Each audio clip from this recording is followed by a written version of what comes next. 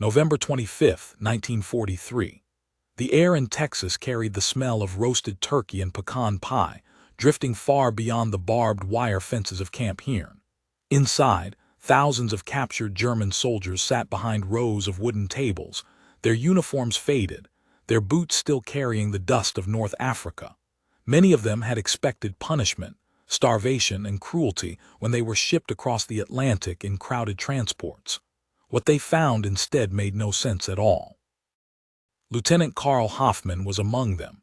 He had fought under the desert sun, survived the chaos of Kasserine, and endured the humiliation of surrender.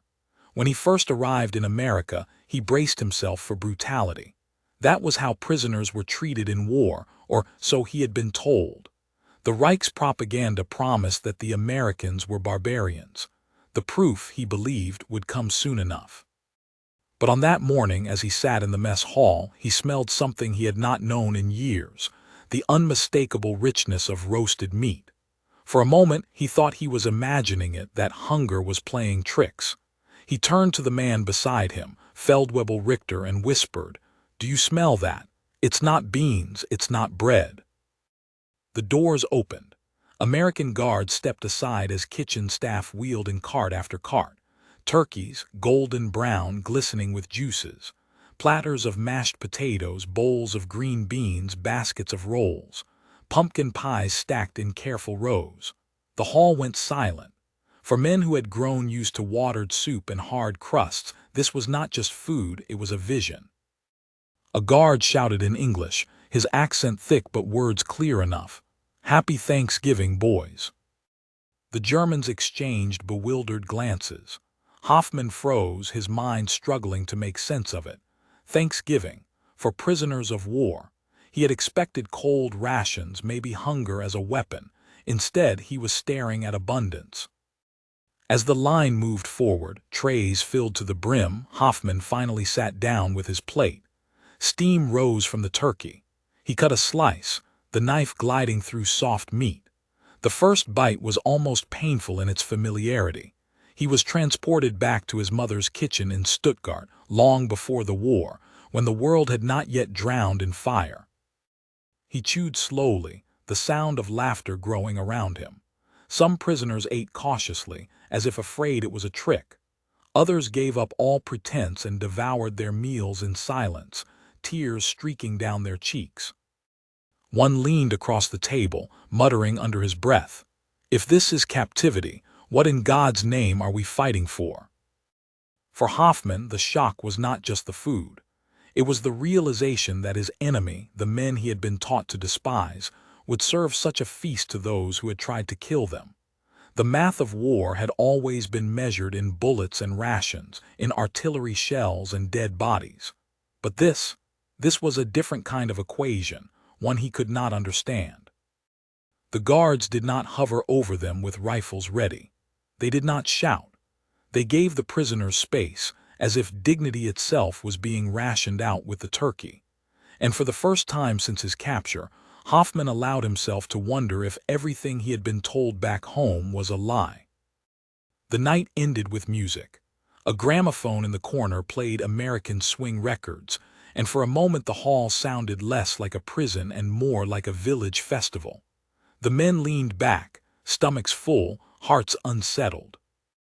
It was not the last surprise. Weeks later, when December came, snow dusted the Texas fields outside the camp. Hoffmann noticed guards carrying pine trees through the gate. By the next morning, the mess hall had been transformed. Strings of paper garlands hung from the rafters, candles flickered on tables, and in the center stood a Christmas tree decorated with tin-foil stars and hand-carved ornaments. When the prisoners walked in, many stopped in their tracks. Some crossed themselves. Others whispered to each other, voices trembling, "They even give us Christmas." And for Hoffmann, the shock deepened. Snow fell gently against the barbed wire that December, carried by a wind that whistled across the empty Texas plains. The men of Camp Hearn pressed their hands against the frosted windows of the mess hall, staring at the tree that flickered with candles. Its glow painted the walls in shades of gold and green, reflections dancing across weary faces that had not seen home in years. Lieutenant Karl Hoffman sat at a long table, his cap pushed back, staring up at the star crowning the tree. It was not much. A piece of tin foil hammered flat and cut into shape by some American guard with idle hands. But for him, it was enough to call back memories of his childhood. He remembered his father in the candlelight, his mother humming carols, the warmth of a home untouched by war. Here, in the heart of his enemy's country, he felt it again. And that, more than the food, unsettled him. Richter broke the silence beside him. "They shouldn't have done this," he muttered, almost angrily. It's manipulation. They want us soft, pliant." Hoffman cut his eyes toward him. "And yet you don't seem to be refusing the cake on your plate." Richter scowled, but he did not push it away. He stabbed a fork into it and ate with short, sharp bites. Around them, the hall filled with a low murmur of voices. Prisoners sang carols in German. A few even joined in the English versions played on the gramophone. For one surreal moment, the lines between captor and captive blurred. Guards leaned on doorframes, some tapping their boots in rhythm, others quietly exchanging glances as though they too recognized the strangeness of it all. But beneath the surface, questions stirred. Corporal Weber, sitting across the table, leaned forward. His voice was hushed but sharp. "Why? Why do they do this? We fought them. We killed their boys. And yet here we are with turkey, with Christmas trees, with music. What sense does it make?" No one answered. For Hoffman, the unease cut deep. He had been told Americans were decadent, savage, incapable of honor. Yet the men who watched over them offered kindness where he had expected cruelty. And slowly, imperceptibly, that kindness chipped away at the armor he had built around his mind. The weeks passed and winter bled into the new year. Life in the camp settled into a strange rhythm. Mornings began with roll call, boots crunching on frozen ground. Afterward, prisoners were assigned to work details, some in the fields, others in the camp workshops. The Americans treated it like routine, not punishment. They paid small wages in canteen tokens, allowing prisoners to buy cigarettes, soap, even chocolate. At first, the Germans laughed bitterly. "We are soldiers of the Reich, not children to be bribed with sweets." Yet it did not take long before those same men stood eagerly in line, trading tokens for luxuries they had not seen in years. By spring, the camp garden was blooming, cultivated not by Americans but by the prisoners themselves. Rows of vegetables stretched along the fences, tended carefully by men who had once dug trenches in foreign soil. Hoffman often joined them, finding solace in the work. Each seed planted felt like an act of defiance against despair, a reminder that life could grow even in captivity. But the seeds of doubt grew just as fast. One evening, as the sun dipped behind the horizon, Hoffman sat on the barracks steps with Richter. The cicadas hummed in the tall grass. Beyond the wire, a farmhouse light flickered. The smell of cooking drifted across the fields, pork fat, cornbread, something rich and familiar. Richter shook his head. "Do you realize what this means, Karl? Back home, they tell us the Americans are starving, desperate, barely holding on. Yet here, they waste food on us." Hoffman stared at the fading sky. "Maybe it isn't waste. Maybe it's something else." Richter's jaw tightened. "Don't let it get to you. Don't forget who you are." But Hoffman already knew he was forgetting. He remembered the desert, the endless heat, the men who died with sand in their teeth. He remembered surrender, the shame that weighed like chains. And now he remembered turkey, pie, laughter, carols. Which memory felt truer? Which one belonged to the real world? By summer, new prisoners arrived, gaunt men captured in France after D-Day. They stumbled off the trains wide-eyed, still convinced they would face torture and starvation. The veterans of Camp Hearn welcomed them with grins and steaming bowls of stew. "You'll eat well here," Weber told them almost proudly. "Better than the front." The newcomers laughed at him, bitter and disbelieving. But by the end of their first week, they too whispered in confusion, "What kind of enemy is this?"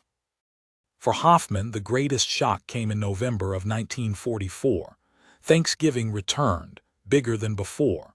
The hall brimmed with food once again, but this time the Americans invited local townsfolk. Families came in with their children, baskets of food in hand, smiles on their faces. The guards allowed the prisoners to mingle freely. Hoffman watched a young girl, no more than 8, walk nervously up to a German soldier and offer him a slice of pie.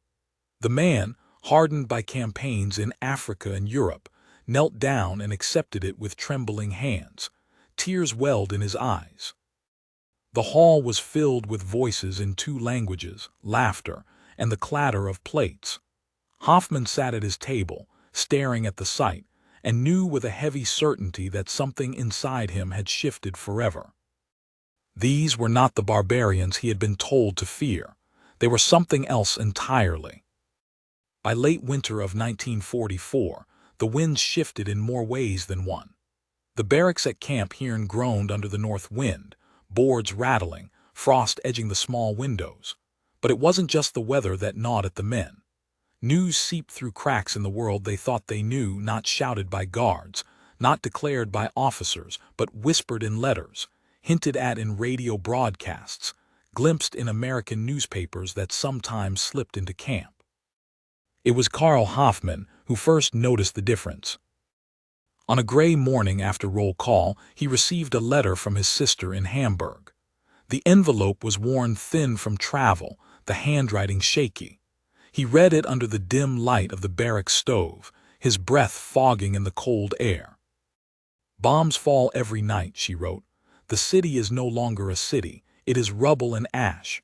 We hide in cellars, praying the fire does not take us. Mother is sick. There is little food. The ration cards give us almost nothing. Sometimes the neighbors vanish.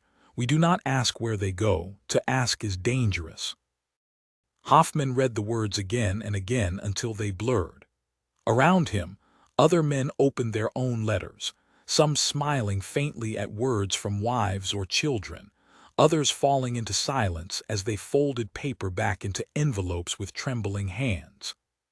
Across the barracks, Richter's voice rang out. "Lies," he barked, waving a crumpled letter. "Propaganda, they write these things to weaken us, to make us doubt." But even as he spoke, his eyes betrayed him. In the days that followed, doubt spread like frost. The men could no longer ignore the contradiction. Their families starved in Germany, yet here in America, prisoners feasted on bread and meat, celebrated holidays, even smoked American cigarettes. How could the Reich be strong if its soldiers lived better in captivity than its people at home? The cracks widened when the camp canteen began selling American magazines. Life, Time, even local papers from Texas towns. Guards did not forbid it, they encouraged it. Hoffman flipped through one copy of Life, the glossy pages filled with pictures of American families gathered around Christmas trees, tables piled high with food. He passed it quietly to Weber, who stared at the images for a long time. "This is impossible," Weber whispered. "We were told they suffer as we suffer, that they are weak, decadent." Hoffman said nothing. He did not need to. The real blow came not from letters or magazines, but from the radio. The Americans set up loudspeakers in the camp, sometimes playing music, sometimes broadcasting news. One night, static crackled through the speakers, followed by an announcer's voice. "Paris has been liberated. The Allies push deeper into German territory." Gasps rippled across the barracks. Some men cursed aloud, others covered their faces. Richter stormed out, his boots hammering the floorboards, but Hoffman sat frozen. He knew then that the war they imagined still winnable was already lost. The Americans never gloated. They didn't need to. The prisoners heard enough in the quiet after the broadcasts, men whispering of defeats, of towns occupied, of armies shattered. And yet, even as despair took root, the camp's strange kindness continued. When Easter came, the Americans allowed the prisoners to hold their own service. A local pastor even volunteered to lead it, reading scripture in German. The men sang hymns with cracked voices, tears sliding down faces hardened by war. For many, it was the first time faith returned to them, not faith in victory, but in something else, something beyond orders and uniforms. It was during this season that Hoffman found himself working in a nearby town as part of a labor detail. The men were taken in guarded trucks to pick cotton, mend fences, or harvest crops. The work was hard, but the farmers treated them fairly. Some even offered them lemonade in the heat. Hoffman remembered one afternoon vividly. He had been repairing a fence when a farmer's wife came out carrying a basket of biscuits. She handed them out to the men as if they were farmhands, not prisoners. When Hoffman hesitated, she pressed one into his hand with a smile. "Eat," she said in halting German. "You look thin." He bit into the warm bread, butter melting on his tongue, and felt his chest tighten. He thought of his sister's words, little food, sick mother, bombs every night. And here, in the land of his enemy, a stranger offered him bread without hesitation. That night back in camp, he told Weber what had happened. The corporal stared into the darkness for a long time before replying. "Do you think we were wrong?" Hoffman didn't answer. He couldn't. By autumn, Thanksgiving approached again. The memory of the first feast lingered in every mind. Rumors swirled the Americans planned to do something even larger this year. When the day came, the prisoners were astonished. The mess hall was transformed once more. Long tables lined with roasted turkeys, stuffing, cranberries, pies. But what struck them most was the welcome. Guards moved aside as townsfolk filed in again, children running between tables, women carrying casseroles and cakes. This time, something shifted more profoundly. Prisoners who had once sat stiffly now laughed, trading broken English with their hosts. Guards did not watch suspiciously. They shared plates themselves. A choir from the town sang hymns while the Germans answered with their own carols. Hoffman sat quietly through it all, watching. He saw Richter at another table, his stiff posture softened, nodding politely to a woman who poured him coffee. He saw Weber teaching a young boy how to fold paper into a small boat. He saw men who had fought, killed, bled, now breaking bread with the very people they had been taught to despise. It was overwhelming, impossible to reconcile, and yet it was real. That night Hoffman lay awake in his bunk, staring at the rafters. Around him, men whispered in the dark, not of battles or campaigns, but of home. Of wives they longed to see, of families they feared were gone. Some even whispered of staying, of what it might mean to live in a place where bread and kindness seemed endless. The air was heavy with unspoken truths. They had not just been fed, they had been shown another world, and once seen it could not be unseen. Snow did not fall in Texas that December, but inside the wire, winter came all the same. The air turned sharp, mornings were wrapped in frost, and the breath of hundreds of men rose in white plumes at roll call. The barracks smelled of damp wool and coal smoke, and yet there was a strange warmth stirring not in the weather, but in something deeper. Rumors had begun weeks earlier. Christmas would be different this year. Not just another special meal, but something greater, something that would remind even the most hardened men of what it meant to be human. For Lieutenant Karl Hoffman, the days leading up to December 24th felt heavier than any battle. Each night, he thought of his family, his sister's letters describing bombed-out Hamburg, his mother's worsening illness. He imagined them huddled in cellars, shivering by candlelight, while he, a prisoner of war, slept under a roof with a full belly. The shame cut him more sharply than hunger ever had. On December 23rd, the camp changed. Guards carried fir trees through the gates, branches shedding needles as they passed. Prisoners pressed against the barracks windows, disbelieving their eyes. Soldiers of the Wehrmacht, captured far from home, now watched their enemies bring in symbols of the most sacred night in Germany. The trees were set up in the recreation hall. Prisoners were invited to decorate them, and the Americans provided boxes of ornaments, colored glass balls, tinsel, even strings of popcorn. It was surreal. Men who once swore to die for the Reich now strung garlands beside guards in khaki, their hands brushing as they worked. Weber, who had been silent for weeks, muttered under his breath, "They mock us." But his voice lacked conviction. Moments later, Hoffman caught him carefully placing a silver star on a branch. That evening, carols echoed across the compound. At first, it was only the town's choir, their voices carrying Silent Night in English. Then slowly, German voices joined in. The melodies were the same, the words different, but the song became one. Prisoners wept openly, some hiding their faces, others singing louder, their voices shaking with emotion. Hoffman stood among them, throat tight. He remembered the Christmas of 1942 when he had been on the Eastern Front. His unit huddled in snowbound trenches, frostbit, starving, singing the same hymn under a black sky filled with Russian artillery. Now here he was, singing it again, but safe, warm and fed, surrounded by men who had once been enemies. The Christmas feast followed. The tables bent under the weight of roasted hams, turkeys, potatoes, bread, pies. Candles glowed, wreaths hung from the walls, and even small gifts appeared: gloves, scarves, hand-knitted by local families. Children from the town handed them to prisoners without hesitation, smiling, giggling, tugging at their sleeves. It was unbearable for some. Richter, the hard-faced sergeant who had clung stubbornly to pride, sat stiffly, jaw clenched. But when a little girl offered him a small, hand-sewn pouch filled with candy, his hand shook as he accepted it. He tried to speak, but no words came.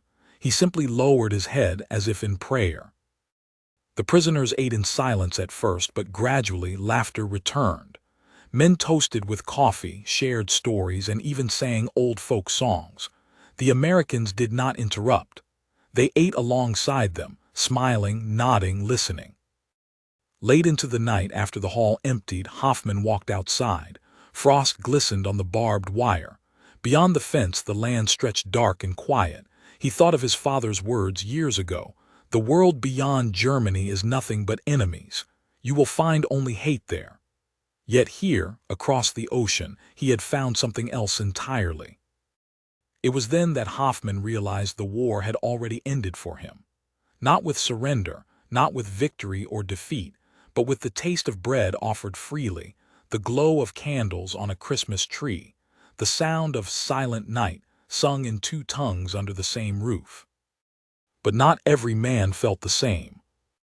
Back in the barracks, Richter gathered a few loyalists. "Do not be fooled," he whispered harshly. "This is not kindness. It is a weapon. They soften us, make us forget who we are. We are soldiers of the Reich. We must not betray our homeland." The room was heavy with silence. Some nodded faintly, clinging to his words like a lifeline. But most sat quietly, staring at the floorboards, the echoes of carols still in their ears. Weber finally spoke. "Tell me, Richter, when was the last time the Reich gave you a Christmas like this? When was the last time you ate until you were full? When was the last time you saw children smiling at you, not running from bombs?" The question cut through the room like a blade. Richter's face darkened, but he did not answer. The days after Christmas were filled with strange calm. Prisoners spoke more freely with guards, even laughing with them during labor details. Letters continued to arrive, painting bleaker pictures of Germany.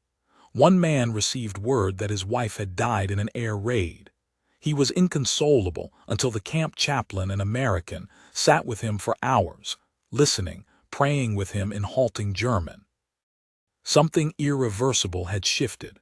The prisoners began writing home, not about strength or defiance, but about kindness, about hope, about survival.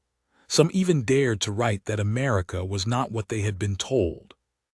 For Hoffman, the transformation was complete one evening in January. He was assigned to work detail at a nearby farm again, mending a roof. As the sun set, the farmer's family invited him inside for supper. He hesitated at the doorway, the guard nodding that it was permitted. Inside, the table was simple but warm: stew, bread, butter. The farmer bowed his head to pray, and Hoffman found himself bowing with him.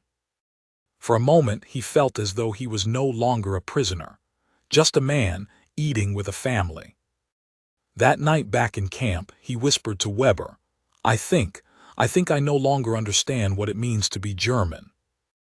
Weber stared at him in the dark, then replied softly, "Maybe it is not about what we are. Maybe it is about what we choose to be after this." The words hung between them like the echo of a bell. And though barbed wire still surrounded them, though the war raged on oceans away, the men of Camp Hearn understood something vital. They would never return home the same. Spring came with mud, with thunder rolling over the flat Texas fields, and with whispers that the war in Europe was nearing its end. The prisoners at Camp Hearn could feel it in the way the guards carried themselves, in the silence that sometimes fell over the loudspeakers after broadcasts, in the tightening rhythm of their own hearts as they lay awake in their bunks. One April morning, the radio blared with news that struck like lightning. Berlin was surrounded. Soviet armies closed in from the east, Americans from the west. The Reich's last defenses cracked under the weight of divisions that seemed endless. The barracks erupted into a storm of disbelief, anger, fear. Some cursed the Allies, others cursed their own leaders. A few sat silently, staring at nothing as if the sound had drained them hollow. Hoffman sat at the edge of his bunk, hands clenched so tightly that his knuckles went white. He remembered the last words from his sister's letter, "The city is no longer a city. It is rubble." Within weeks the unthinkable was confirmed. Germany had surrendered. The war was over. The camp did not celebrate, not openly. There were no cheers, no parades, no speeches.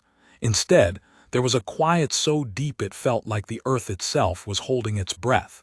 Men who had lived for years with war as their only certainty now found themselves staring into a void. What came next? The Americans seemed to know the weight of this moment.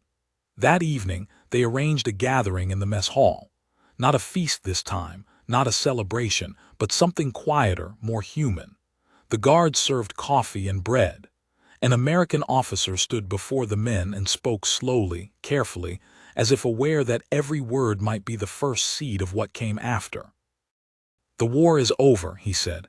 "You will go home, but before you do, know this: you were our enemies, but you are men first. We fought hard, we bled, so did you, but now it is done. The future is yours to make." Some prisoners bowed their heads, others looked away, ashamed. But Hoffman felt a strange release, as though chains he hadn't realized were there had fallen away. In the weeks that followed, the camp transformed. Guards loosened restrictions. Work details became less rigid, more like hired labor than prisoner assignments. Prisoners walked with less stiffness, spoke with less caution. And yet the shadow of return loomed. Weber confessed his fear one night. What if home no longer exists? What if there is nothing left to return to? Hoffman didn't answer at first. He thought of the Christmas trees, of the bread given freely, of the farmer's family who had welcomed him into their home. He thought of the kindness of people who owed him nothing, who had every reason to hate him, and yet had chosen not to. Finally, he said, "Then maybe what we take from here is more important than what we return to. Maybe that is what survives." Departure came suddenly. Orders arrived.